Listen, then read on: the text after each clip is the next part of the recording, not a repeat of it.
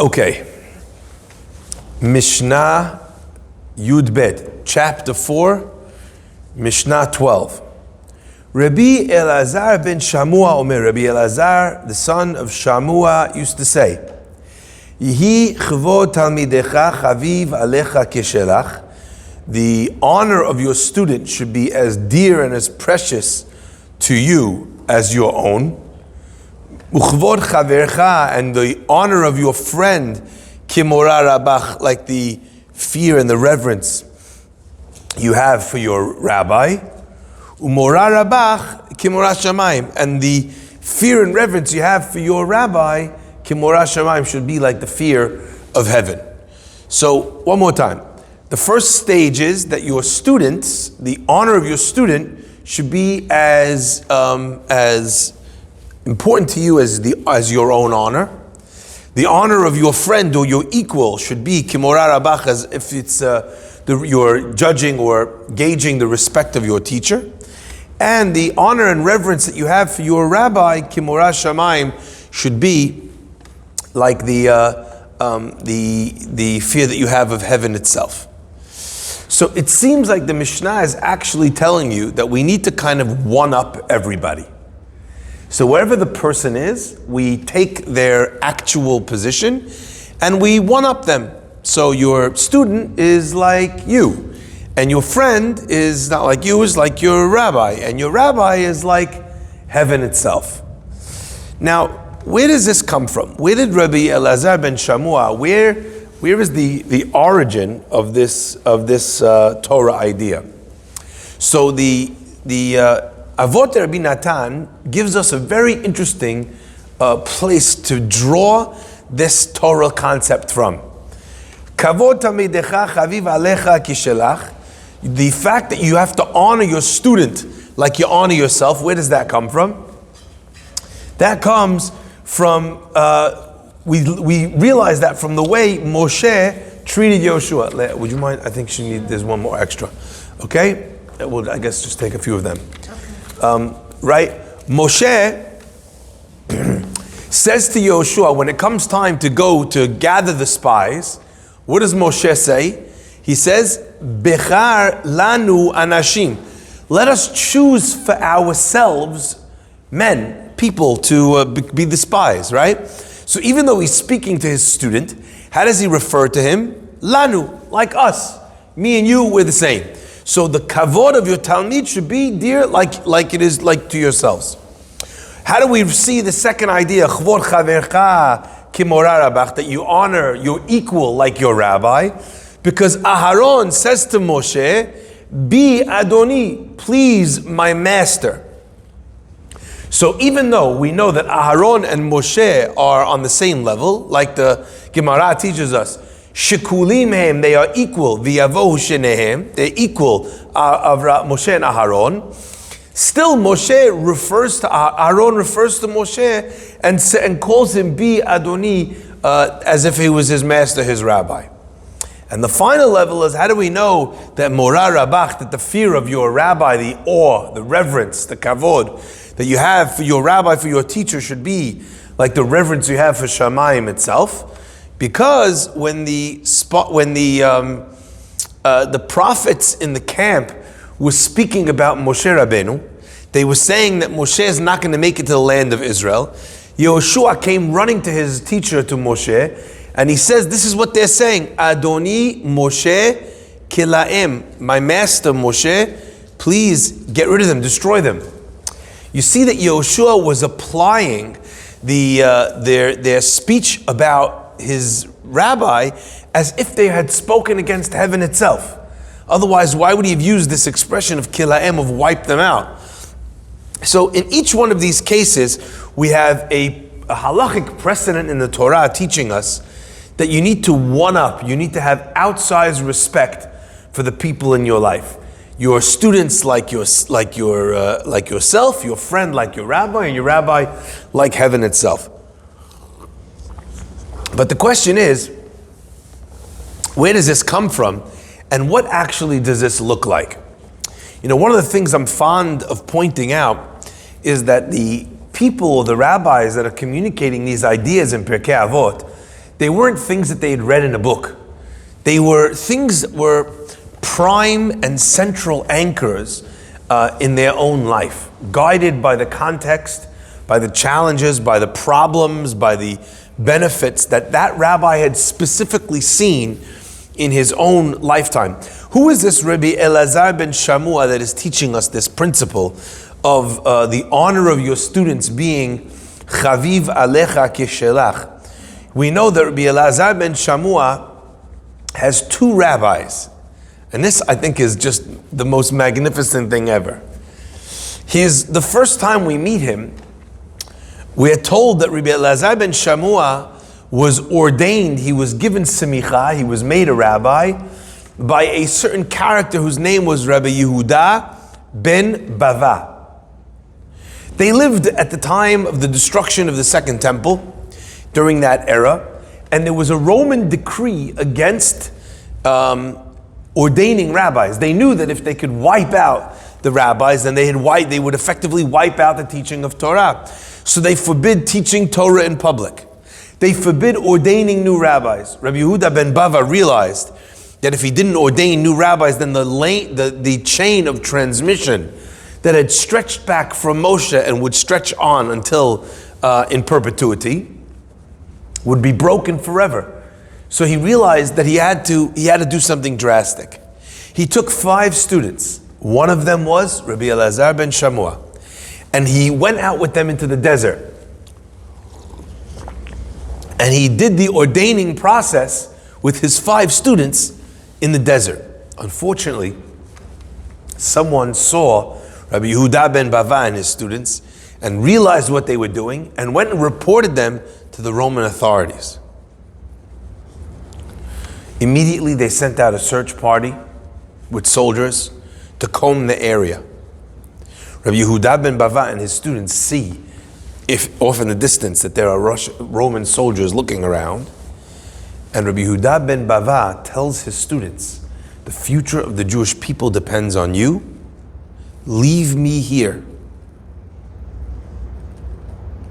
I'll move towards the Romans, they'll find me first, but because they'll be busy with me, that will give you time to escape. They argue with him, but ultimately he's their rabbi.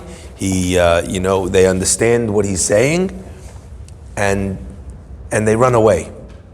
And the rabbi, Rabbi Yehuda ben Bava, marches towards the Roman search party. He takes the heat, he delays the Romans, and the Gemara says that by the time they were done with him, his body looked like a sieve.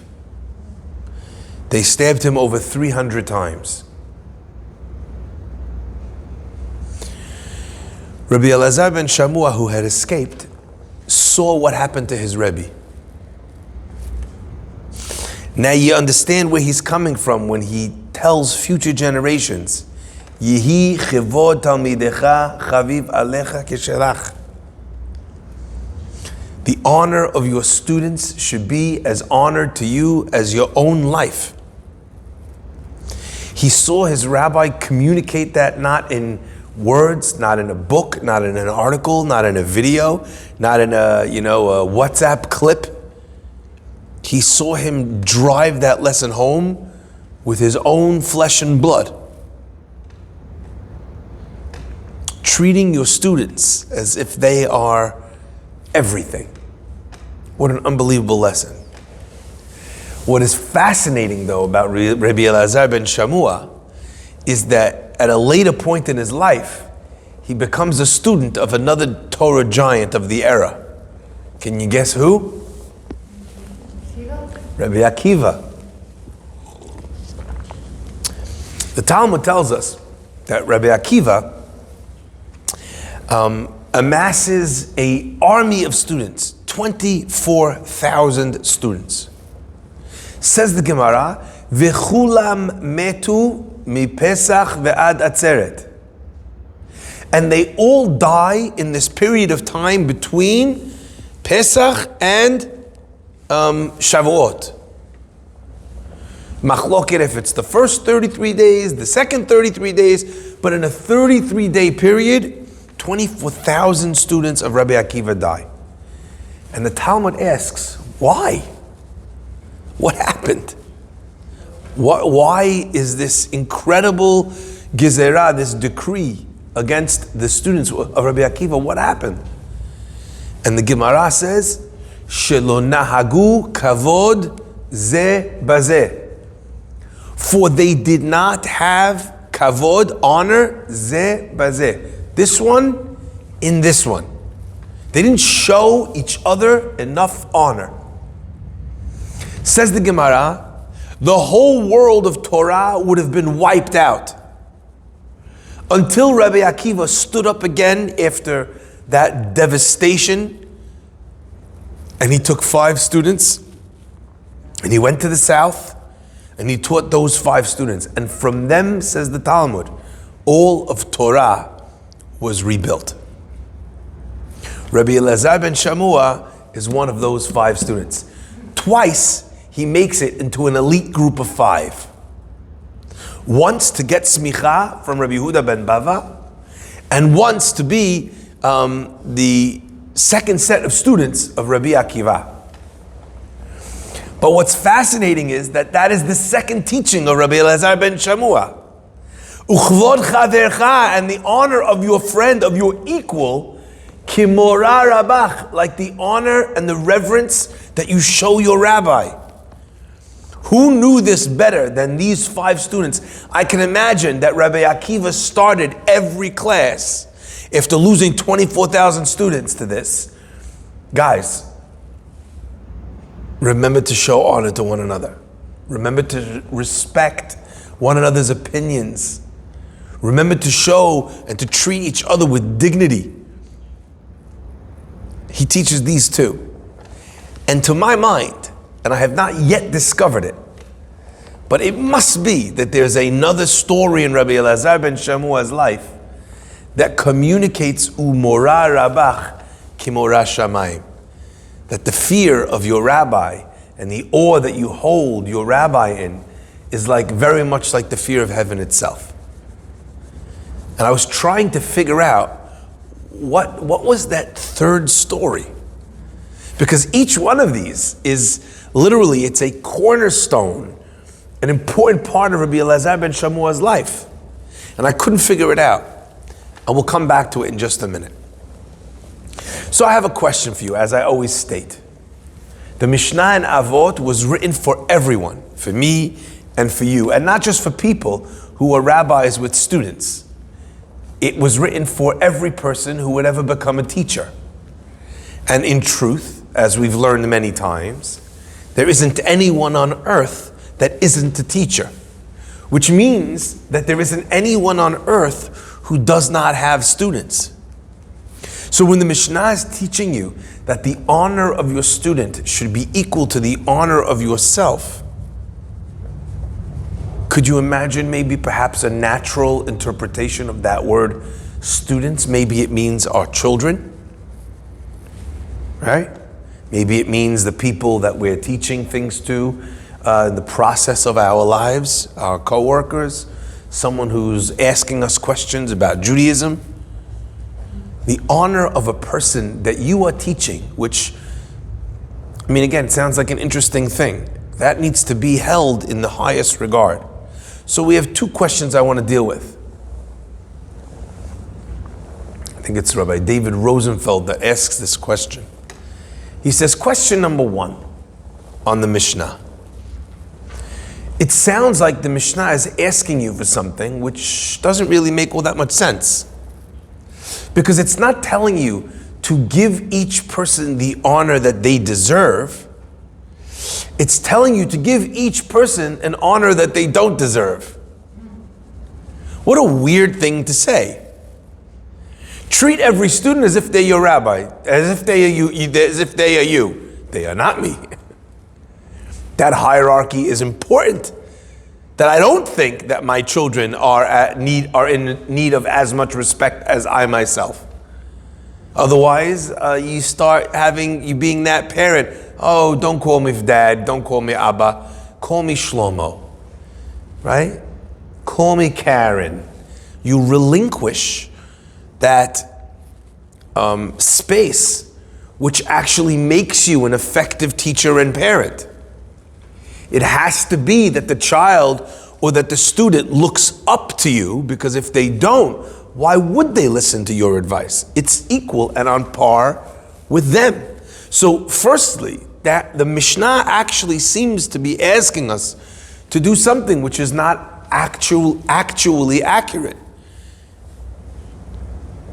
Show kavod for a student as if they are you. Show respect for your friend as if they're your rabbi. They're not my rabbi. They're my equal.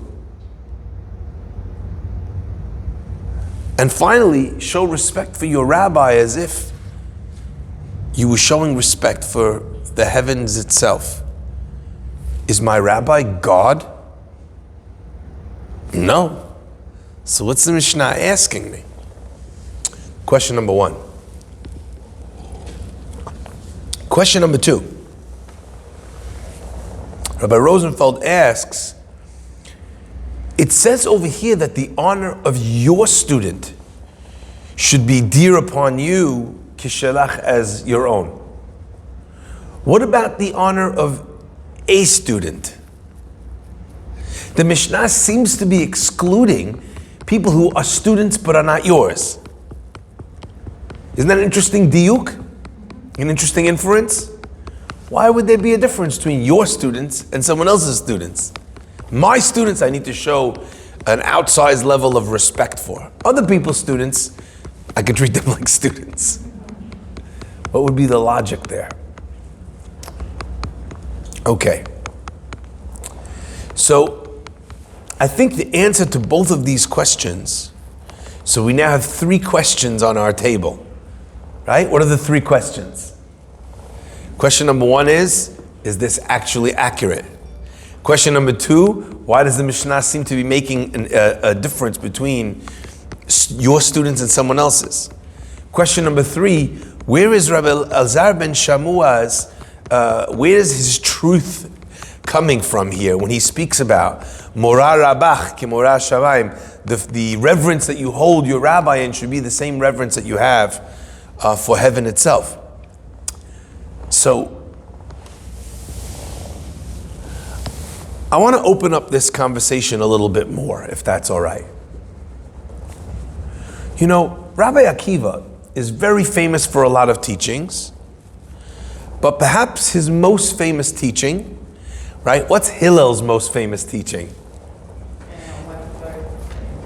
Don't do to others what you don't want to. Hillel's, maybe that's a famous teaching, right? What's Hillel's most famous teaching? Even if you don't know, you don't learn any Torah, Love each other like yourself. that's a pasuk. If I am not for me, who will be for me? Right? If I am not for myself, who will be for me? If I am only for myself, what am I? And if not now, when? Every JCC in the entire world that is covered in quotes from Martin Luther King and lots of other non-Jewish people, the one Jewish quote that they stick on the wall is Hillel. If not now, when?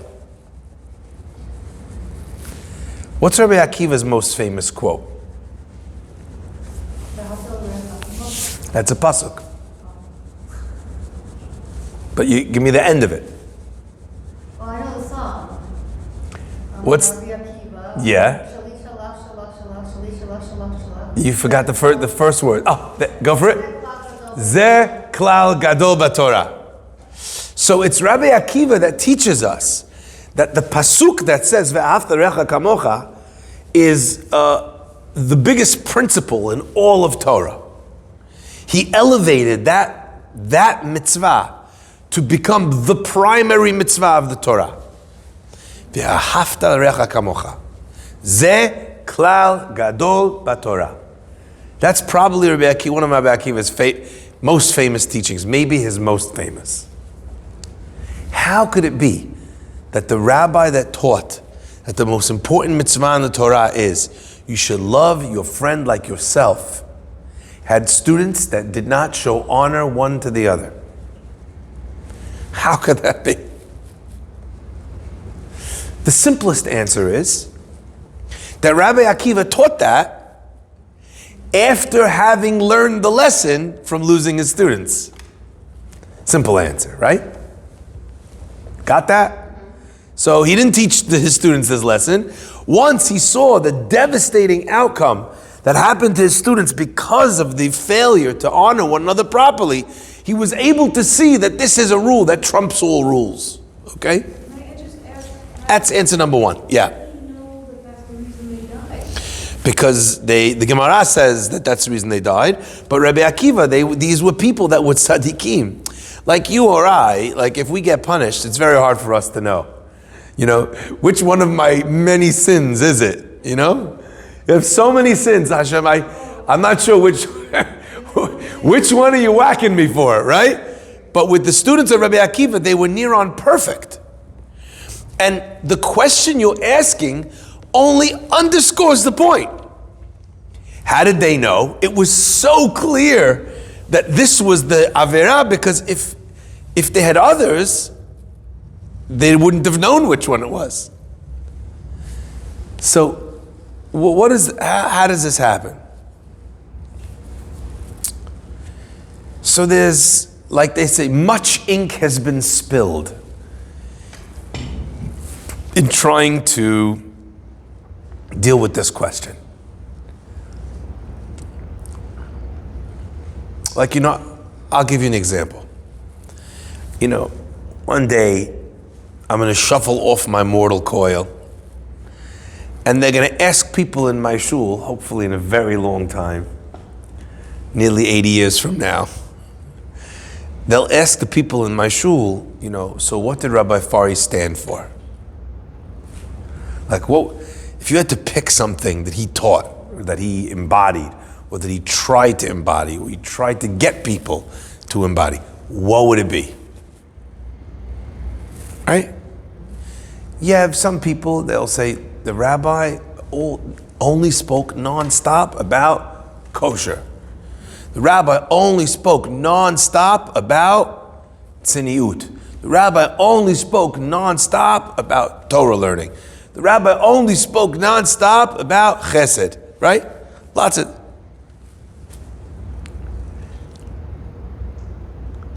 If Rabbi Akiva was teaching this message, and that's what we remember of him, so what went wrong?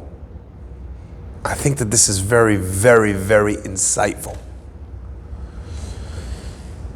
It doesn't say shelo nahagu kavod, that they didn't show respect. It says shelo nahagu kavod ze bazeh. This one in this one. They all were showing respect one for the other. They all were fulfilling the dictum of love your neighbor like yourself. But when you're amongst a cohort of 24,000 people, sometimes who are all great students of Torah, sometimes you forget to adequately respect yourself. Let me give you an example. You have someone today who sits in Lakewood in Kolel. All day long, from the morning until the night, he's studying Torah. He comes home at night, his kids are, his many kids are home, they struggle to make ends meet, he gets a little payment from the yeshiva. It's tough, that life.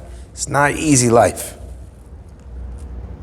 A lot of Talmidei Chachamim that I know that really struggle. I'm actually in the process right now of putting together some money for a guy that I know, tremendous Talmid Chacham, unbelievable scholar, impacted the lives of thousands of people, zero money in the house. But he lives for the Jewish people. Guy like that.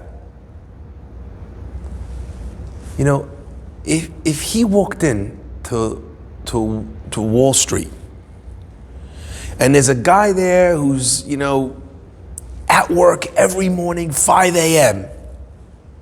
For what? To buy his 4th house. For what? To upgrade his car from the regular Rolls to the Phantom. What drives him to get up every day, work like a maniac, have a heart attack at 50? What drives him? Possessions, things. He meets this guy, sees him walking, beard, hat. He says, what brings you to Wall Street, father? Oh, I'm not a father, I'm actually a rabbi. What brings you to Wall Street, rabbi? You want to invest? No, I'm having a meeting, I'm learning with some guy, whatever. He says, so tell me, what do? They're walking down the hall together. He says, well, I study the ancient texts of Torah. And then what do? And then I teach it to other people. And then what do? Well, I work on developing myself and my character, and I give speeches to other people about developing themselves and their characters.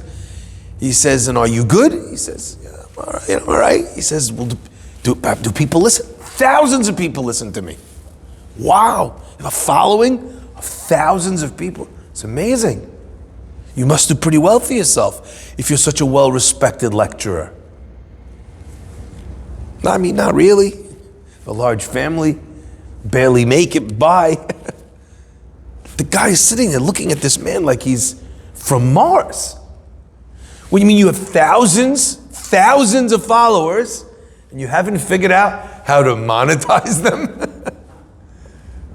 Right? You could be selling products in your classes. You could be using, Head and Shoulders, shampoo of rabbis. Like, you could be doing all sorts of things to be making money.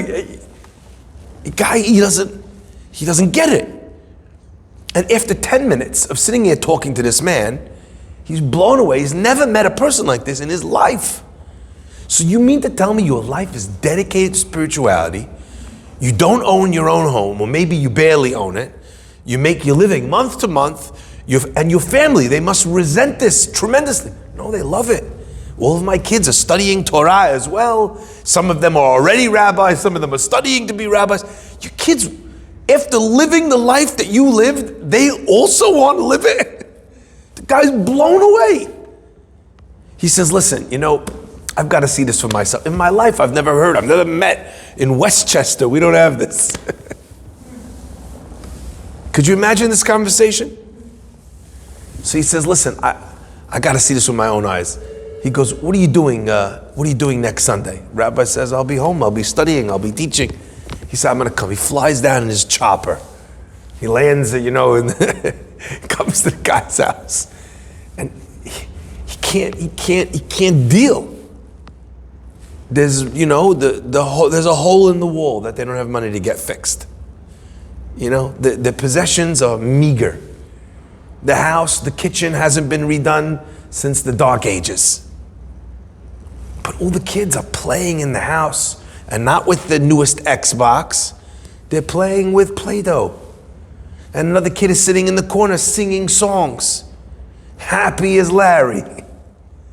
And then he sees one of the older kids. The older kid opens the door for him. Welcome, come in, can I get you a coffee? So kind, so nice, not surly, not bratty, not sitting there like this on his phone. Guys, I can't believe this.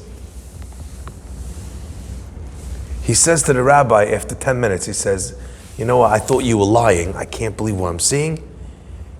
He says, Rabbi, you're 1 in a million. Rabbi says, come with me. He goes next door, knocks on the door. He says, do you mind for 2 minutes, can we just walk around the house? I says, no problem. Walks around the house, same thing. The kids, the Play-Doh, the singing. Sir, can I offer you a coffee? No phones, they don't have phones. They don't believe in smartphones, okay? Next door, third door, fourth door, fifth door, sixth door, seventh door. The whole block, the whole place is the same, right? To an outsider, what he was achieving is mind-blowing. The way he's living his life is extraordinary. But to an insider, you get used to it. Rabbi Akiva's students, they were not breaking his teaching. His teaching is love your friend like yourself. But if you're not a big deal, because there's 23,999 other perfect students sitting with you in an enormous Bet Midrash, all who are risking their lives to learn Torah from Rabbi Akiva in the decrees of the Romans, all who have families like this, then you don't see anything special about it. And if you don't see anything special about you, then you also don't see anything special about Yankel sitting next to you, right?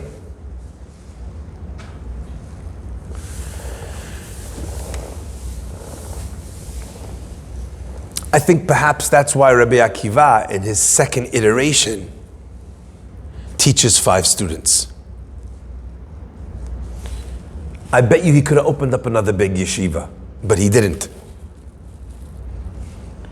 He wanted it to remain painfully obvious to each and every one of them how special it was what they were doing.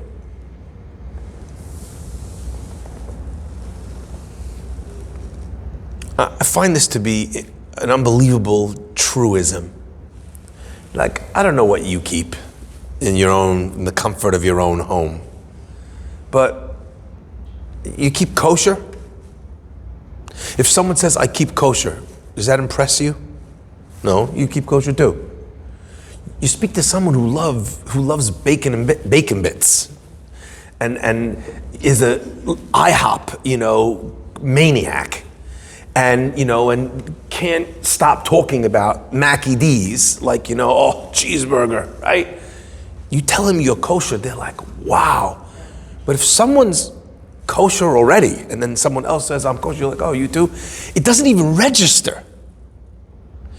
Because you get used to the things that you're doing, and you don't respect it about yourself, so how could you respect it about someone else? Rabbi Elazar ben Shamua had learned this from his rabbi. So let's come back to this once again. I asked the question earlier, and that is, why is it that we tell you to show respect to your students as if they were your equals, and to show respect to your friends as if they were your rabbis? It doesn't say show respect to an equal. It doesn't say show respect to a student.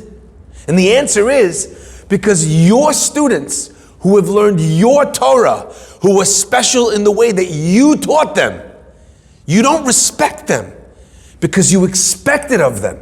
And it's part of how you live your life. But then you meet someone else's students. Someone who maybe, if you're teaching chesed and you see them, wow, look at how dedicated they are to studying Torah day and night. My students don't do this. You already treat them better than just students because there's something about them which is different to you. We're learning from this Mishnah to a certain extent to buck the trend of being comfortable with our own greatness.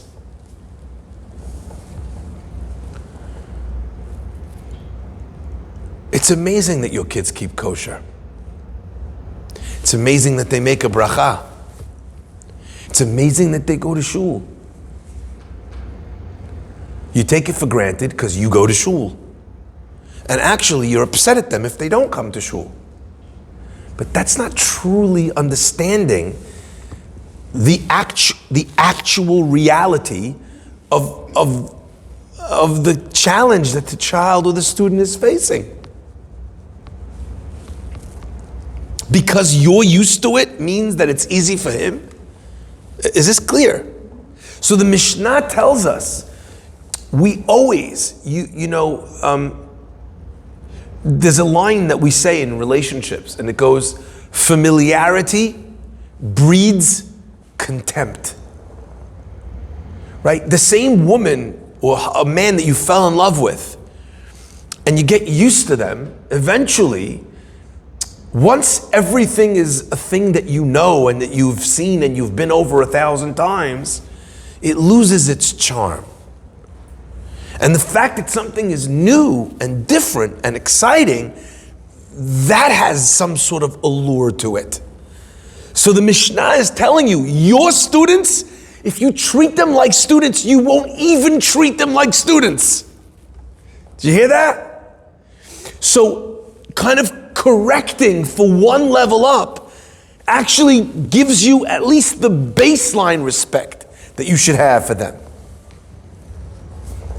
I wonder, by the way, if perhaps this is the pshat in a word that Rashi tells us that I always understood differently until I saw this Mishnah. The Mishnah tells, until I saw this Mishnah. The pasuk tells us that Yaakov speaks over with his brothers. He speaks things over with his brothers. Asks Rashi, which brothers? He doesn't have brothers. His brother is Esav. Esav's trying to kill him. Which brothers is Yaakov having these conversations with? And Rashi says, Echav, his brothers, refers to Banav, his sons. Because since they stood with him in times of war, they fought alongside him, they stopped being only Banav, his children, and they were acting in the role of Echav, like his equals. One idea perhaps, is the idea that's put forward by the commentators that a person's relationship with their children has to evolve. You can look at them as kids, but a certain age, when they're already a little too mature to have the child relationship, eventually comes a point where you need to treat the child not just as an adult, but as a friend-ish. Fascinating. The students of Rabbi Yaakov Kamenetsky, the children of Rabbi Yaakov Kamenetsky, said they struggled in their relationship with their father as he got older because he started to treat them more and more as if they were his equals. And they were trying for their part to, so I was bothered. What is Rashi saying according to this interpretation? And I wonder. Maybe what Rashi is communicating to us is that the only way to treat your children as children is to slowly but surely elevate the way you treat them and respect them over time, so that the natural erosion of respect doesn't make you stop treating them like your kids and start treating them like the help. Eventually you take the kid for granted and they become your nurse. That's not what a child is supposed to be. They're running errands for you. Yes, if a child is running errands for you like a child, that with love, but if you're treating them as Instacart, you've lost the plot.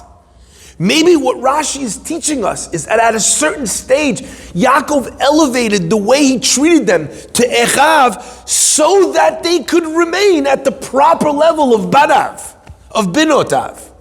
Yes, there's a respect that children have to have for their parents. And yes, there's a respect that parents have to have for their children. And as time goes on, like every single thing in the world, if you're not careful to raise it, to walk up the downward escalator, the natural reality of our world is entropy, that things slowly unravel. If you are not focusing on putting more love in your relationship than there was in the beginning of your relationship, by definition, your marriage is falling apart. Why? Because of entropy. Because of familiarity breeds contempt. So if you're not making it new, you're throwing it in the trash. That's what the Mishnah is teaching us here, I think. And that's why it's only your students. You don't have that level of familiarity with other people's students. You know, one time the Chazon Ish was returning to his home. And as he got close to the house, the Chazon Ish, who's already an old man, he opened the door of the apartment building and he started to walk in, and all of a sudden he turned around and he ran out of the apartment. He wasn't a person that, ran anywhere. He's an elderly man. Anyway, his students are running after him. What's happened? Is everything okay? What's the problem? Where are you running? And he said, beautiful. He said, as soon as I walked in, I could hear that from the end of the hall, there was a husband and wife from my community that were arguing with each other. And I knew that if they caught a glimpse, if they realized that I had walked in and heard them airing each other's dirty laundry, they'd be humiliated, they'd never be able to look me in the face, and they're part of my community. So he ran. That's kavod talmidecha chaviv alecha kishelach. One of my favorite stories. There's a student who learns with his Rebbe every Friday night. He comes to the house after the rabbi finishes his dinner, and they would sit and they would study together. Anyway, one day, the student comes to the door Friday night, and he must have been distracted, but he rings the doorbell on Shabbat. He's ready to die. He's standing there by the door, waiting, humiliated, and nobody answers. 5 minutes, 10 minutes. He leaves, comes back after a few more minutes, knocks on the door. So maybe now he's 15 minutes, 20 minutes late? The rabbi opens the door, and he's wearing his pajamas and a bathrobe. And the student says, Rebbe, I'm so sorry. I obviously woke you. So the rabbi says, yes, please, come on in. He says, I finished the meal early today, so I went to go take a nap because I knew that you would be learning, and I must have overslept. Have you been waiting out here long? And the student's so relieved. He says, no. He says, actually, thank God, I just knocked on the door a second ago, and it's, really, it's fine. You haven't kept me waiting, Rebbe. The rabbi says, okay, just give me 2 minutes, I'll change. Goes upstairs, changes, they learn. The rabbi's kids come to their father, and they said, Abba, we were in the house. We saw you run upstairs, put on your bathrobe and your pajamas, come downstairs, then run back upstairs and put on your clothes and come back downstairs. What are you doing? He says, I knew that if I turned up in my bathrobe and pajamas, that my student wouldn't think that I heard him ring the doorbell on Shabbat. So I told him I took a nap, asked him if he was waiting here long. The kid thinks he got away with it, right? And he doesn't need to be. What a beautiful outlook. And I think that the Mishnah is communicating not just that your honor and your Talmid's honor should be the same. It uses a very special word here. What's so special about that story?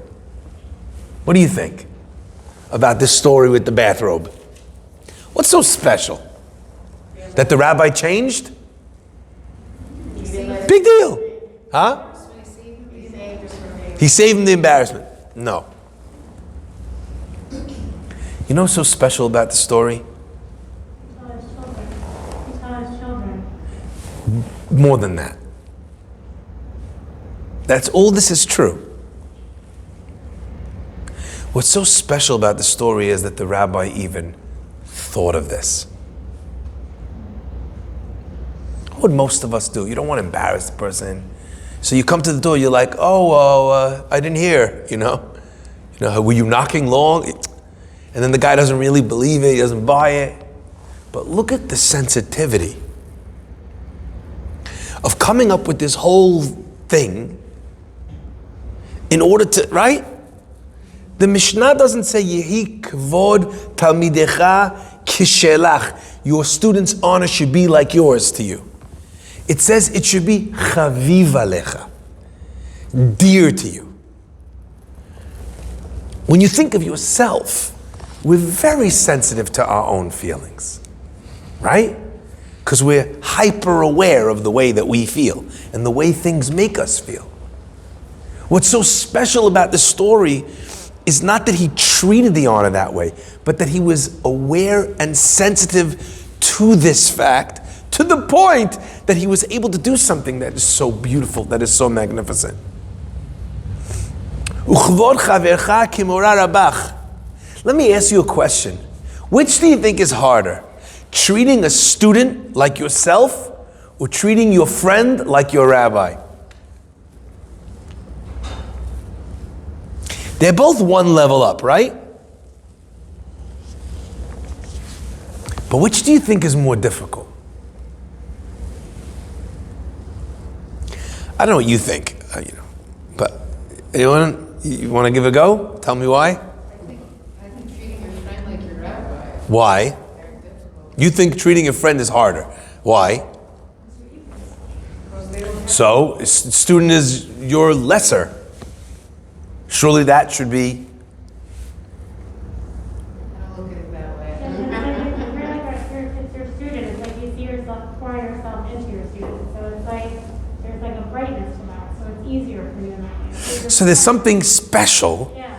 about, like there's something holy about imbuing and teaching your student, something very spiritual about that, So we think of like the way you have to treat your student, but we let ourselves, we all know this too well, we have way too many liberties with those that we're close with. When we feel comfortable with our parents, we don't show them the proper respect and honor, right? Our friends, the ones we're closest with, we're the most likely to be insensitive to. Our spouses, right? Our children. Someone else's kid, you're like, oh, are you okay? Come, let me help you find your mommy, right?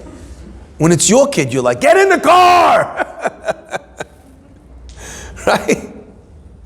Your kid gets lost. How many times have I told you not to walk away? Could you imagine? You would never do that to someone else's kid. Kid's lost in Target.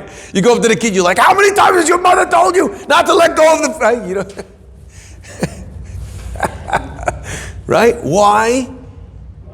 Because it's someone else's kid. It's like, I'm doing this mitzvah here. I'm doing this mitzvah. I'm returning this kid to his mother. It's so special what I'm doing. Right? But your own friends, it's how we talk. We dish it out, right? We're much less likely. We even think of students, we think of how fragile they are. You don't want to say something that's going to break the kid. But you don't think that way about your friends. They're your equals. So you're not thinking about how things are going to be disrespectful to them. Because you know what? She says it to me, I say it to her, it's all good. Right? They don't have the knowledge that a rabbi has, so how can you treat them like a rabbi, a friend? They don't have- It doesn't mean a friend, and it doesn't mean a rabbi. It means one level up, right? It means that I have a respect for them, which is more than I think I should have respect for them. What a beautiful thing, The Mishnah is like, have a little bit more respect for people than you think you should. Yeah. What happens if you do have that and you defer a lot and you allow them to feel the fullness of that? Where does the arrogance not come in if the other person is not learning to comprehend that value? I think that that's a complicated question for two reasons. It's a complicated question because on the first level, use the word defer. Showing someone honor doesn't mean that you have to listen to them.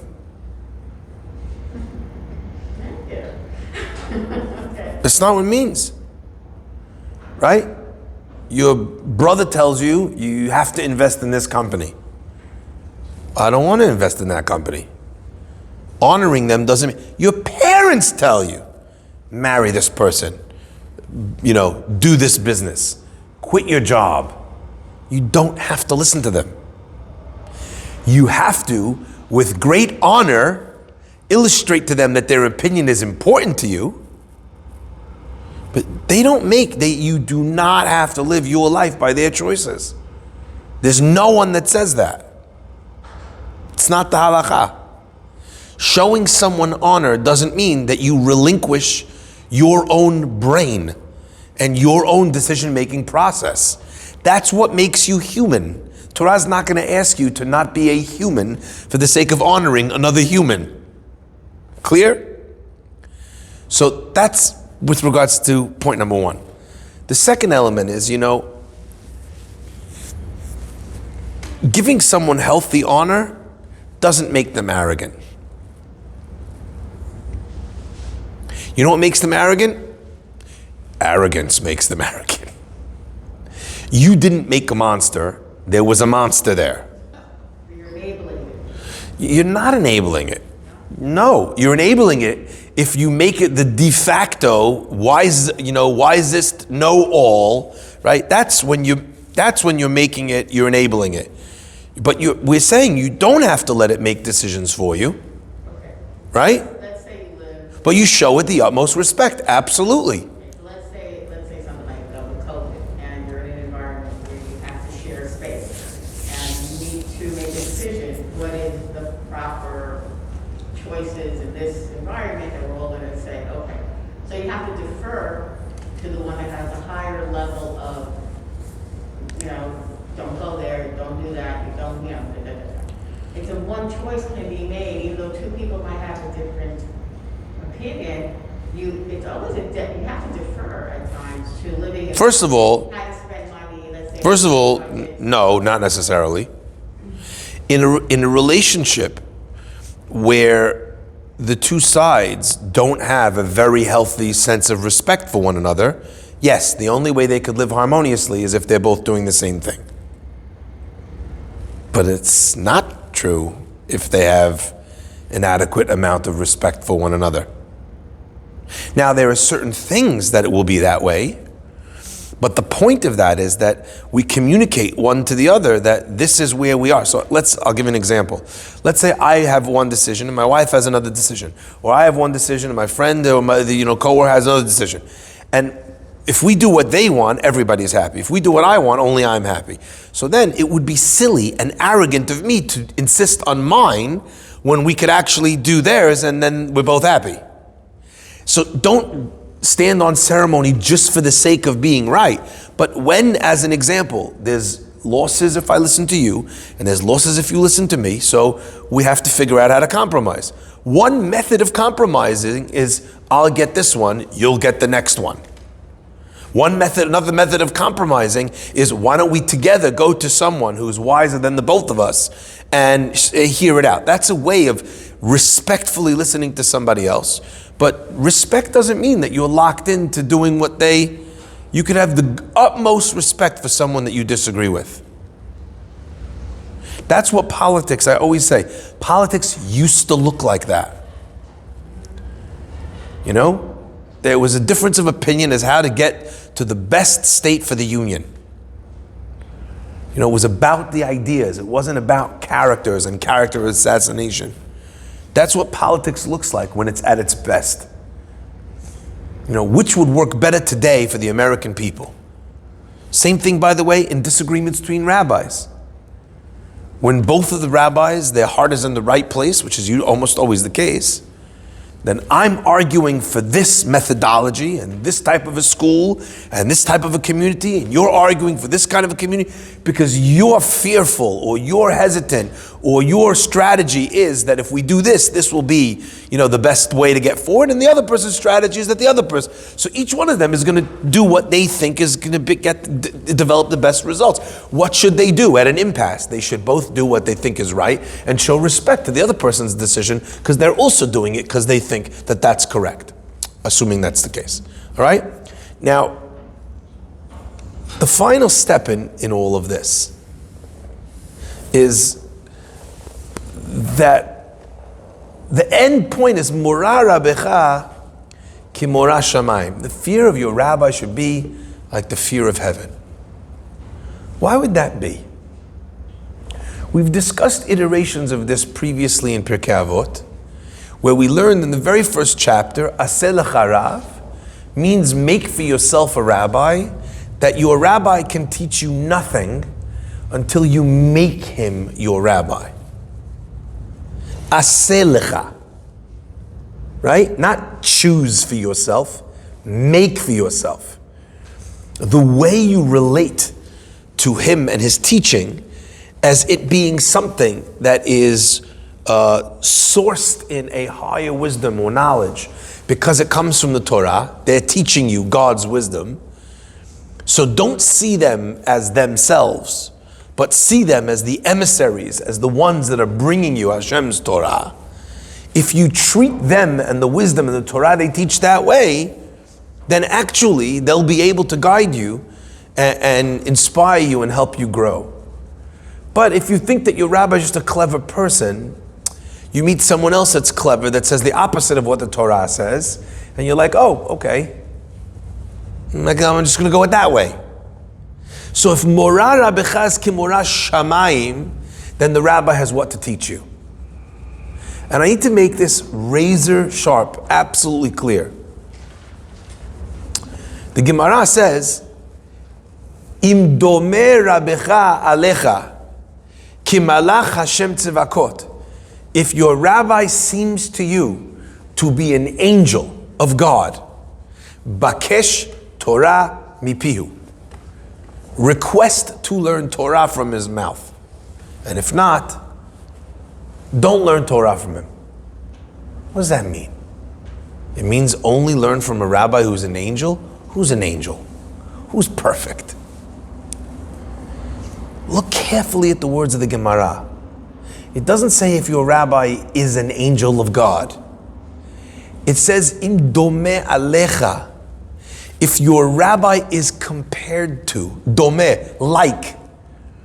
If you in your head are saying that if I want to choose a path in life, and if I want to choose how to play a situation, if I want to choose what the right moral decision is in my business, or in a dispute, or in a moral or ethical challenge, if I want to choose that for myself, and my rabbi is telling me that the Torah says something else, if I see that as the word of Hashem coming from my rabbi, right, then my rabbi has a chance of guiding me.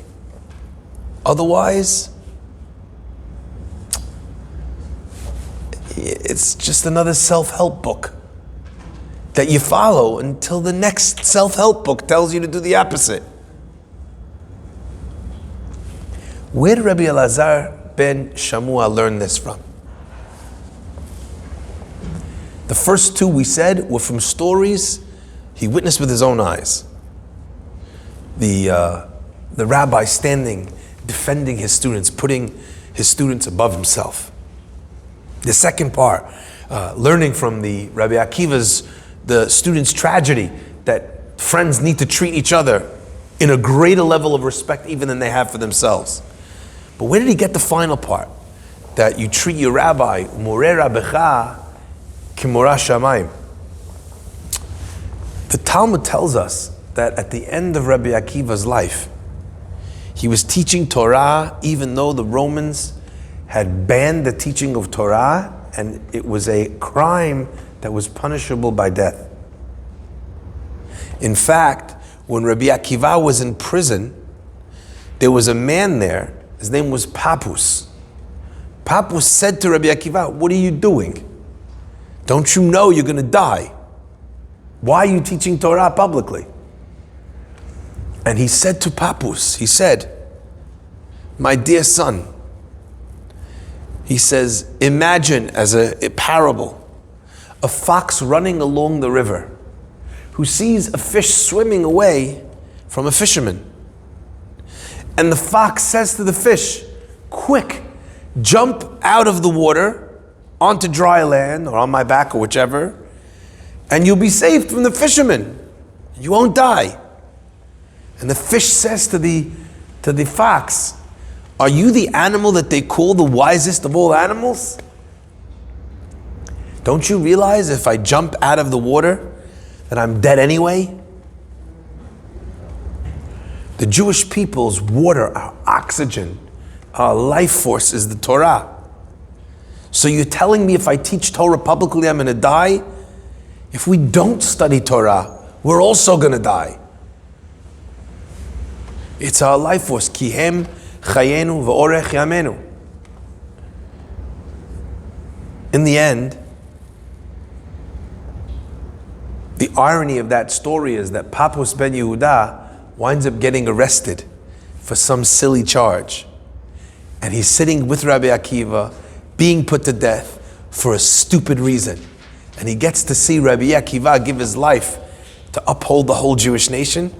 And he mourns the fact that he's dying for a dumb reason. And Rabbi Akiva is dying for... Talmud says that they took Rabbi Akiva out to his execution. And the Romans are killing him in the most horrific way. And in the final moments of his life, Rabbi Akiva starts to say the Shema. And the students ask him, they see that he's happy that he's saying the Shema. And the students ask him, and they say, until here? Rebbe, until here? Until this point? And Rabbi Akiva says to them, my whole life I studied this verse that says, Ve'ahavta, and you will love Ahavta et Hashem Elokecha b'chol levavecha, with all of your heart, b'chol nafshecha, b'chol me'odecha, with all of your soul and with all of your money. B'chol nafshecha means even if it costs you your life, you have to show and illustrate your great love for God.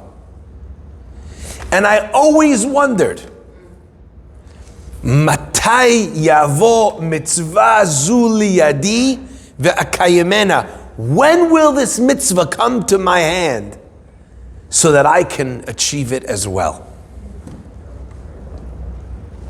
And here I am, and I'm giving my life for this. Should I not rejoice? And Rabbi Akiva says, Shema Yisrael, Hashem Elokeinu, Hashem Echad. And the Gemara says, Yatse'a nafsho be'echad. And his soul left him, and he died with the word Echad on his lips. Who is this conversation between Rabbi Akiva and his students? Who are Rabbi Akiva's students?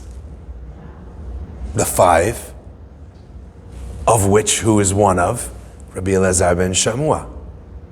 Rabbi Elazar sees with his own eyes this idea, Mora Rabbecha ki Mora Shamayim, that his rabbi had incorporated the dictates of heaven to such a degree that listening to and following his rabbi's instructions were following the instructions of heaven. His rabbi dies on the word Echad, which is an expression of Shema Yisrael. Listen, O Israel, Hashem Elokeinu, God in heaven. The positive things, the negative things in our life, the hard things, the easy things, all of it is Hashem Echad, comes from the one true source of everything, HaKadosh Baruch Hu. Rabbi Akiva, in effect, was turning everything in the world and uniting it with HaKadosh Baruch Hu. Rabbi Elazar ben Shamua got to see his rabbi be Mora Rabbecha Kimora shamayim, like the fear of heaven itself. Each person in their own generation and in their own life gets a chance to be able to illustrate and to emulate this great deed of Rabbi Akiva. And whereas once upon a time, being godly and godlike, so as a rabbi, as a teacher, as a parent, as a role model, as an influence, you are, so to speak, heaven's voice on earth. Once upon a time, it meant dying at the stake, being burned alive for teaching Torah publicly. That's what Shema Yisrael Hashem Elokeinu Hashem Echad meant then. During the Holocaust, it meant being killed in a gas chamber. During the auto da fe, it meant being burnt on the cross. Throughout history, being a Jew and giving up everything to live the life that God wants us to live was something which exacted a terrible price. We don't live in those generations. When you lose a lot of money because a business deal isn't kosher, that's Shema Yisrael Hashem Elokeinu Hashem Echad. When it's not so comfortable to dress tzanua because it's hot, but you're doing it anyway, that's Shema Yisrael Hashem Elokeinu Hashem Echad. When you're first starting to become religious and kosher food is much more expensive than regular food and you have to cut other things out of your life, that's Shema Yisrael Hashem Elokeinu Hashem Echad. When your friends are going to a non-kosher restaurant and you have to bow out again, even though you just want to hang with them, Shema Yisrael Hashem Elokeinu Hashem Echad. When a young man from London calls me up and tells me, I want to make a donation to your organization, to Chazak. I said, okay, thank you very much. He says, but Rabbi, I don't have any money. My job, things are very tight at work. I said, okay, well, thank you very much for the intention. I appreciate it. He says, no. I've decided I'm going to cancel my cable, my sports channel, because that will save me 10 pounds a month. I'll watch the games by a friend, and I'll donate the 10 pounds to Chazak. He brought me to tears. That's Shema Yisrael Hashem Elokeinu Hashem Echad. We're not being burned to the stake, but we're giving up cable. But we're giving up non-kosher. But we're giving up our phone on Shabbat. But we're giving up, cutting corners in halakha. That is our chance to be Mora Rabbecha, to be leaders and guiders and teachers and influencers who represent Mora Shamayim. They represent heaven on earth. The pasuk says, "Vira'u kol amei haaretz," and all the nations of the world will see, "Ki shem Hashem nikra alecha," that the name of God is called upon you, "V'yare'u mimeka," and they will have fear, they will have reverence for you. You know what it means to walk around, Shem Hashem nikra alecha, that God's name is on you? Wow.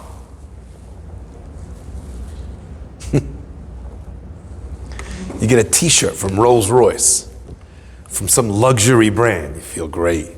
You get a jacket, directly from the Yankees, right? You're wearing the gear, you feel great. There's God merch. Shem Hashem Nikra Alecha. Wow. But you got to give a little. Every person knows what that give is for them.